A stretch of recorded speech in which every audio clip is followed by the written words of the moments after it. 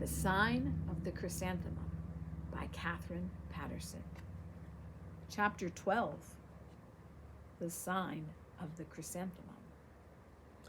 The shop was completely shuttered. No light shone through the cracks. Muna hesitated for a moment. What if... An icicle pierced his belly. What if Takanobu spurned his demand? Muna shook off the question. It was impossible that the Ronin should refuse. For a Fukuji sword, Takanobu would do anything. He put his mouth close to the shutters and called in a low voice. Takanobu. He waited, not knowing whether to pray that the Ronin was there or not. Perhaps he could still run. Then he heard the shuffling of feet. The shutter slid back and a woman's voice appeared.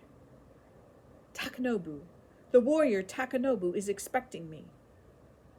The woman simply nodded and moved to let him pass into the entryway. Follow me. Awkwardly, Muna scraped his feet on the hard-packed dirt of the entryway, then climbed up into the shop, following the woman across the tiny front room and through the curtains. In the back room, lit only by a single oil lamp, sat a circle of men, every face turned toward him as he entered. Ha! Didn't I tell you he'd come? Takanobu leaped up from the shadowy circle and came toward him. Welcome, puppy, welcome! He slapped Muna on the back. Then he leaned toward him, his breath foul with cheap wine. The sword! Where is the sword? He hoarsely whispered. Muna struck his side where the sword was concealed. Even in the dim light, he knew that every eye was on him, and he did not like the feel of it. I need to talk to you in private, he said in a low voice. The Ronin threw a glance at his companions, then with a nod led the boy back into the street. Let me have it, he said. Muna loosened his sash and drew out the sword. Takanobu extended his big hand, his body taut with eagerness, but the boy held the sword aside. I brought you this sword because you said you were my father, Muna said. Instinctively, the Ronin stepped back. Whether or not you are truly my father, I will know soon enough. But if you are willing to be my father for the sake of this sword, then swear on its blade that you will from this night regard me as your son. Swear that I may follow you into battle or wherever fortune may lead you. Swear, the boy's voice rose, swear that you will give me the name of your family. The tall man stood speechless, his form black against the night sky. Muna could not see his face. Now that he had thrown out the demand, he could only wait. The speech had exhausted his bravado. Cold sweat poured over his body. His feet throbbed with pain. Har, har, har! The body of the Ronin shook under his powerful laughter. You fool, he said, you little country fool. Do you think for one moment I would tie you about my neck like a great temple bell? He began to sway his body in imitation, dragging me down and clanging to my destruction. He leaned forward once more, and this time Muna could see the burning eyes above the briar-like beard. Now, let me have the sword and be off, like a good puppy. But the boy stood his ground, clinging to the sword. So, you are not my father. I might be, anyone might. Why not me, puppy? Fury whipped through the boy's body. He snatched the sword from the sheath and raised it. No laughter now. No. The Ronin held out his hand. Now, hand it over, gently. There's a good puppy. Muna swung down heavily.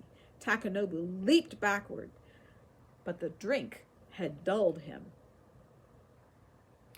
Muna watched in horror a black rivulet spring up from the back of the Ronin's hand. He began to run, clutching the sword in one hand and the sheath in the other. He ran without thought for his bruised feet. Terror drove him.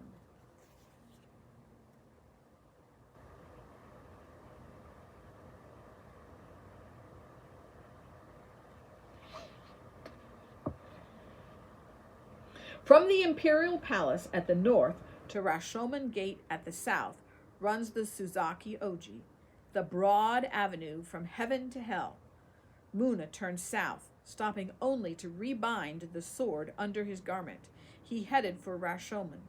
The great gate thrust its giant hulk into the night, while at its feet, in gray clusters, lay the offal of the city, trying to forget misery in sleep. Terror crumbled into weariness. Muna picked his way around and across the huddled forms until he found a space almost large enough for himself.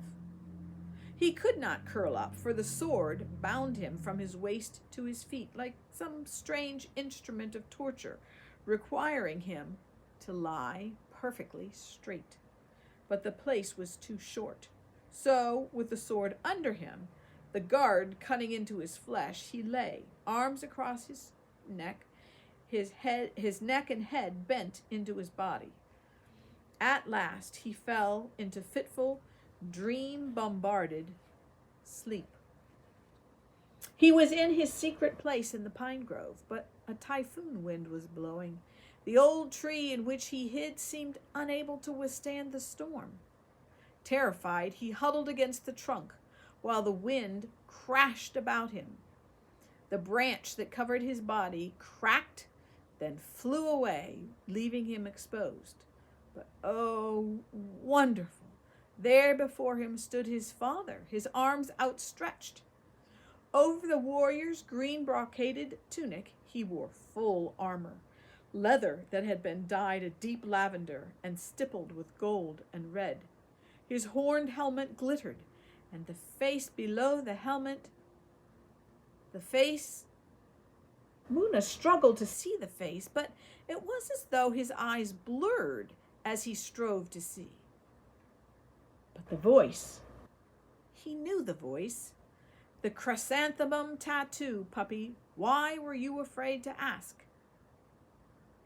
And then, suddenly, he could see the face, a great purplish birthmark distorting it into an evil sneer. Har, har, har. Muna cried out and awoke, struggling for breath.